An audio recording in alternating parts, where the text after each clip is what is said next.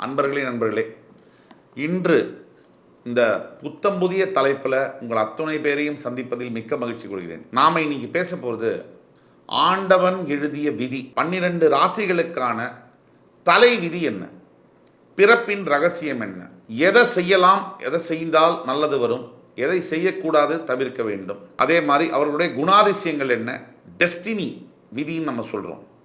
அதே மாதிரி என்னென்ன ரெமிடிஸ் இருக்குது, ரெமிடிஸ்ன்றது சொல்யூஷன்ஸ் என்னென்ன இருக்குது, இமீடியட் ஃபியூச்சர் உடனடியாக அடுத்த 6 மாதங்களுக்கெல்லாம் என்ன மாதிரி நடக்கக்கூடிய மாதிரி சந்தர்ப்பங்கள் இருக்குது. ஒரு தொகுப்பாக 12 ராசிகளுக்கு வழங்கிட்டு வரும். அந்த வரிசையில் இன்றைக்கி நம்ம பார்க்க போகிறது ரிஷபராசி. இந்த ரிஷபராசிக்கு முக்கிய பங்கு உண்டு. இந்த ராசி மண்டலத்தில் மாதா காரகன் அப்படின்னு சொல்லக்கூடிய சந்திரன் ரிஷபத்தில் உச்சம் பெறுகிறார்.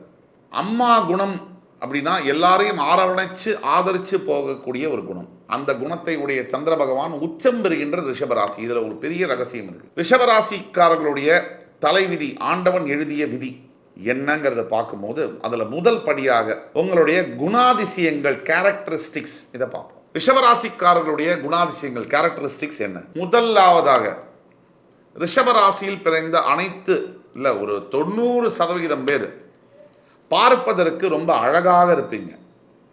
அது பெண்ணாக இருந்தாலும் ஆணாக இருந்தாலும் அடுத்தவர்களை கவரக்கூடிய, கவர்ச்சி தரக்கூடிய ஒரு தன்மை என்பது இருக்கும்.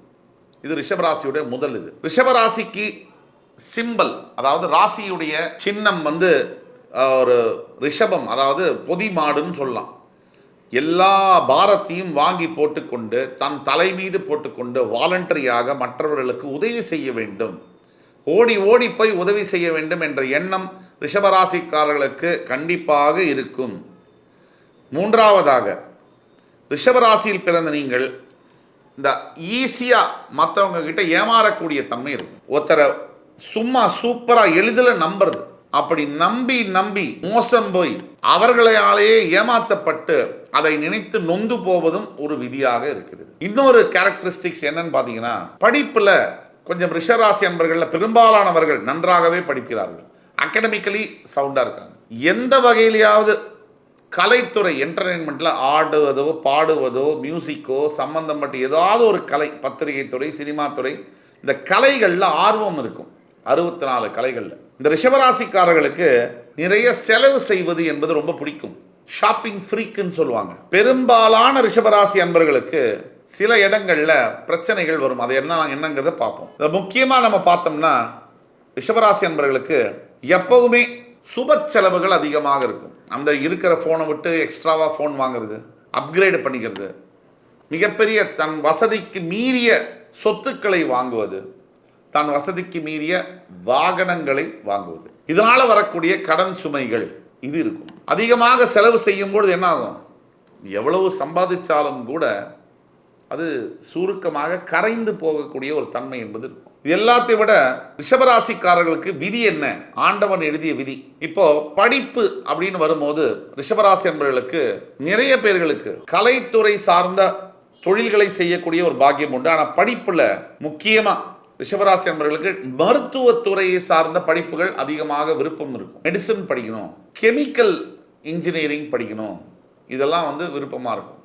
டிராவல்ஸ் துறை, டூரிசம் துறை, ஜேர்னலிசம், இதெல்லாம் படிக்கணுங்கிற விருப்பங்கள் இருக்கு. இந்த காதல்னு வரும்போது ரிஷபராசியில் ஒருத்தங்க பிறந்திருக்காங்க, ஆணாகவோ பெண்ணாகவோ இருக்காங்க, ஆனால் இது வரைக்கும் அவங்க காதலிக்கவே இல்லைன்னு சொன்னால் இந்த பிரபஞ்சமே இருக்காது. ரிஷபராசியில் பிறந்தவர்கள் ஏதாவது ஒரு நிலையில் யாரையாவது காதலிப்பது என்பது இயல்பு. ஒன்றுக்கு மேற்பட்ட காதல் விருப்பமோடோ விருப்பம் இல்லாமலோ வந்தே தீருகிறது. இது எல்லாத்துக்கும் மேல வாழ்க்கை துணை, திருமணம் அதுன்றதை பத்தி பேசும்போது ரிஷபராசிக்காரர்களுடைய விதியானது 100-95 ரிஷபராசி அன்பர்களுக்கு சரியான வாழ்க்கை துணை என்பது அமைவதில்லை. பெரும்பாலான நேரங்களில் ரிஷபராசிக்காரர்களுடைய பார்ட்னர்ஸ், ஹஸ்பண்டா ஒய்ஃபா இருந்தா கூட உள்ளுக்குள்ளேயே ரகசியத்தை பூட்டி வைக்கக்கூடிய பார்ட்னர்ஸா இருப்பாங்க. வெளிப்படையா பேசக்கூடிய தன்மை இல்லாதவர்களா இருப்பாங்க. இல்லை போய் சொல்லுவாங்க, எதையோ மறைப்பாங்க. அது சாதாரண விஷயமாகவும் இருக்கலாம், முக்கியமான விஷயமாகவும் இருக்கலாம். ஆக ரிஷபராசி அன்பர்களுக்கு இந்த லைஃப் பார்ட்னருடைய பிரச்சனைகள் எப்பவுமே நிறைய டைவர்ஸ் பாசிபிலிட்டிஸு, இதெல்லாம் விதியிலேயே வருது, பிறப்பு ரகசியமாக வருது. உங்களுடைய 7ஆம் இடம் என்பது விருச்சிக ராசி என்பதனாலும் அந்த விருச்சிக ராசிக்கு அதிபதி செவ்வாயாக வருவதனாலும் அங்கே உங்கள் ராசியில் உச்சம் பெறக்கூடிய சந்திரன் உங்கள் களத்திர ஸ்தானம் 7ஆம் இடத்தில் போய் நீச்சம் பெறுவதனாலும், உங்கள் விருச்சிக ராசி என்பது காலபுருஷனுக்கு மறைவு ஸ்தானம் என்பதனாலும் உங்களுடைய லைஃப் பார்ட்னர் நாம் வாயால் சொல்ல முடியாத சில ரகசியங்களை மறைத்து வைத்திருப்பார்கள். அவங்களுடைய பிஹேவியர்ஸ்ல சில அன்யூஷுவலான விஷயங்கள் இருந்தே தீரும். இது குடும்பங்கள்ல குழப்பத்தை விளைவிக்கணுங்கிற அர்த்தத்தில் சொல்றது இல்லை. உண்மையை நீங்கள் அறிய வேண்டும், அதற்கேத்தாப்புல அதை சமாளிக்க வேண்டும்ங்கிறது தான் சொல்றோம். அதே மாதிரி எவ்வளவுதான் நீங்க கடுமையாக உழைச்சு மற்றவர்களுக்காக உங்க வாழ்க்கையை வாழ்ந்தாலும் கூட ஒண்ணு நீங்க ஞாபகம் வச்சுக்கணும், உங்களுக்கு ஒரு பிரச்சனைன்னு வரும்போது யாரு உதவி செய்யறாங்க? உங்களுக்கு ஒரு சங்கடம் வரும்பொழுது எங்க உதவி கிடைக்குது? கையில இருக்கும் போது எல்லாருக்கும் கொடுத்துட்டு உங்களுக்கு தேவைங்கிற போது அல்லல் படுவது என்பது உங்களுடைய விதியாக இருப்பதனால் உதவி செய்யுங்க, வேண்டான்னு சொல்ல. பாத்திரம் அறிந்து பிச்சை கொடுன்னு சொல்றாங்க. யாருக்கு எப்பொழுது எப்படிப்பட்ட எந்த அளவிலான உதவியை செய்கிறோம் என்பது ரொம்ப ரொம்ப முக்கியமாக இருக்குது. அதற்கு அடுத்தபடியாக ரிஷபராசிக்காரர்களை பொறுத்த வரைக்கும் பெரும்பாலான இடங்களில் அண்ணா தம்பி அக்கா தங்கை உறவுகள் கை கொடுக்கும், சில இடங்களில் மட்டும்தான் கையை கடிக்கும். ஆனா 75% பிரதர் சிஸ்டர் ரிலேஷன்ஷிப் நல்லா இருக்கும். உங்களுடைய சுயம் தனிப்பட்ட ஜாதகத்தில் தப்பா இருக்கிற பட்சத்தில் இருக்கும். இந்த வீடியோவை முழுசா பாருங்க. ஃப்ரெண்ட்ஸ், ஃபேமிலிஸ் அண்ட் ரிலேட்டிவ்ஸில் யார் ரிஷபராசியில் இருந்தாலும் கூட அவங்க இந்த வீடியோவை ஒரு முறையாவது வாழ்க்கையில் பார்ப்பது என்பது அவசியம். உங்களுக்கு ரிஷபராசிக்காரர்களாக இருக்கீங்க அப்படின்னா உங்களுடைய தனிப்பட்ட ஜாதகத்தை பார்க்கணும்னா கீழே கொடுக்கப்பட்டுள்ள வாட்ஸ்அப் நம்பரில் எங்களை தொடர்பு கொண்டு பேசும்போது ஆன்லைன் அப்பாயின்மெண்ட்டில் நாங்கள் பார்ப்போம். கண்டிப்பாக நல்ல பலன்கள், துல்லியமான ப்ரெடிக்ஷன்ஸ் கிடைக்கும். அதே மாதிரி ரிஷபராசிக்காரர்களுக்கு நல்ல குழந்தைகள் பிறப்பதற்கான பாக்கியம் இயற்கையிலேயே உண்டு. உங்களுக்கு பிறக்கக்கூடிய குழந்தைகள் நல்ல புத்திமான்களாக banking, accountancy, finance related, telecommunication, IT செக்டரில் வேலை செய்யக்கூடிய பாக்கியங்களை பெற்றவர்களாக சிஏ, சார்ட்டர்ட் அக்கௌண்டன்ஸாக பிறக்கக்கூடிய வாய்ப்புகள் நிறைய. இந்த உலகத்தை படிப்பாங்க, பெரிய மார்க் எடுக்கணுங்கிற மாட்டாங்க. ஆனால் உலகத்தை அங்குலமா படித்து அனுபவத்தை பெறுவார்கள். உங்கள் குழந்தைகளை பற்றி கவலைப்படுவதை தயவு செய்து நிறுத்திக் கொள்ளுங்கள். நிச்சயமாக ஒரு நாள் உங்கள் குழந்தைகள் மிகப்பெரிய திறமைசாலிகளாக, மிகப்பெரிய சாதனையாளர்களாக உருவெடுத்து உங்கள் முன்னால் வந்து நிற்பார்கள். அதே மாதிரி உங்கள் ராசியில் 3 நட்சத்திரங்கள் வருகிறது. கிருத்திகை, ரோகிணி, மிருகசீரிடம். அதாவது சுக்கிரனுடைய வீட்டில் சூரியன், சந்திரன், செவ்வாயுடைய நட்சத்திரங்கள். இதுல சூரியனுடைய நட்சத்திரத்தில் பிறக்கக்கூடிய ரிஷபராசி அன்பர்கள் பெரும்பாலானவர்கள் அரசாங்கம் சார்ந்த துறைகளில் அல்லது மருத்துவர்களாக, மிகப்பெரிய புகழ்பெற்ற அரசியல்வாதிகளாக உருவெடுக்கக்கூடிய வாய்ப்பு உண்டு. இதுல ரோகிணி நட்சத்திரத்தில் பிறக்கக்கூடிய ரிஷபராசி அன்பர்கள் நிம்மதியா ஒரு நாள் கூட தூங்குறது கஷ்டம். ஏன்? என்ன அலைகள் ஓடிக்கிட்டே இருக்கும், நிம்மதியா இருக்க விடாது, ரெஸ்ட்லெஸ்னஸ் இருக்கும். தியானம் ரிஷபராசியில பிறந்த அனைத்து அன்பர்களும் செய்வது மிக மிக அவசியம். குறைஞ்சபட்சம் 5 to 10 நிமிஷம் தியானம் பண்ணணும். பெரும்பாலும் ரோகிணி நட்சத்திரம் 2ஆம் பாதம் 4ஆம் பாதத்தில் பிறப்பவர்களுக்கு வாழ்க்கை சிறப்பாக இருக்கிறது என்பது நிதர்சனமான உண்மை. இதுலயும் விதிவிலக்குகள் உண்டு. விதிவிலக்குகள் விதியாகாது. இந்த மிருகசீரிட நட்சத்திரம், இதுல ரிஷபராசியில 3 பாதங்கள் கிருத்திகையிலிருந்து வரும். ரோகிணி 4 பாதங்கள் கூட 2 பாதம் உடைப்பட்ட நட்சத்திரமாக இந்த மிருகசீரிட நட்சத்திரம் வரும். ரொம்ப சொல்லணும்னா ரிஷபராசியில் பிறந்த பெண்களுக்கு இந்த 1ஆம் பாதம் மிருகசீரிடம், 2ஆம் பாதம் மிருகசீரிடம் பிறந்தவர்களுக்கு சேலஞ்சஸ் அதிகமாக இருக்கு. வீட்டுடைய பாரம், குடும்ப சுமை அதிகமாக இருக்கு. இதுல போராத குறைக்கு ஹஸ்பண்டோட டார்ச்சர் வேற.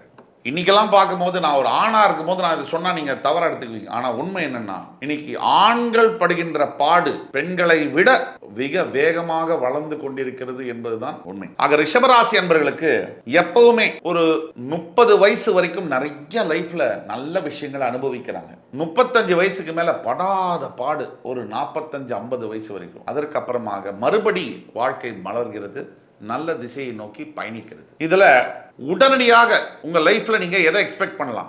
பொதுவாக நீங்க எதை எக்ஸ்பெக்ட் பண்ணலாம்னு கேட்டீங்கன்னா 3 பாயிண்ட்ல சொல்லணும்னா, வெளுத்ததெல்லாம் பாலுன்னு நம்புறீங்கல்ல, கண்டிப்பா நீங்க துரோகம் உங்களுக்கு யாராவது உங்க கூட இருக்கிற க்ளோஸ் ஃப்ரெண்ட்ஸ் செய்யறதை எக்ஸ்பெக்ட் பண்ணலாம். அதுக்கு அப்புறமாக இன்னும் வேற எதை எக்ஸ்பெக்ட் பண்ணலாம்னா, பெரும்பாலானவர்களுக்கு உலகமே இடிஞ்சு போனா கூட உங்களுடைய வாழ்க்கை, உங்க காட்டுல கண்டிப்பா மழை இல்லை, அட்லீஸ்ட் தூறலாவது சாரலாவது போடும்.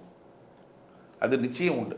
3 வேளை சாப்பாடு, போட்டுக்கிற துணிமணி, நல்ல படுத்துக்கிற இடம், ஒரு காம்ப்ரஹென்சிவான லைஃப் வந்து நிச்சயமாக உண்டு. இன்னும் வாழ்க்கை துணையை மட்டும் நீங்கள் தவறாக செலக்ட் பண்ணிட்டீங்கன்னா தினசரி வாழ்க்கை டெர்மினேட்டர் 3 பார்ட் 3 மாதிரி ஆயிரும். ஜாகிரதையாக இருக்க வேண்டியது உங்களுடைய பொறுப்பு. இந்த 3ஐயும் நீங்கள் வாழ்க்கையில் கண்டிப்பாக எக்ஸ்பெக்ட் பண்ணலாம்.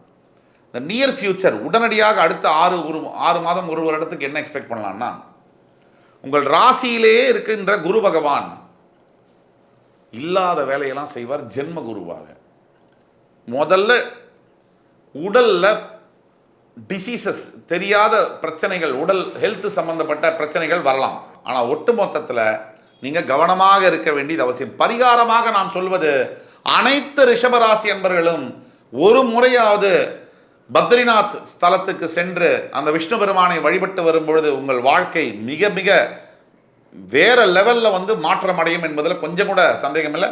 இன்னும் அடுத்து வரக்கூடிய காணொலியில் பல சிறந்த தலைப்புகளுடன் மறுபடி ரிஷபராசி என்பர்களை மறுபடி சந்திக்கும் வரை உங்கள் அத்துணை பேரிடமிருந்து விடைபெறுவது உங்கள் சுபாஷ் பாலகிருஷ்ணன். நன்றி, வணக்கம், வாழ்க வளமுடன்.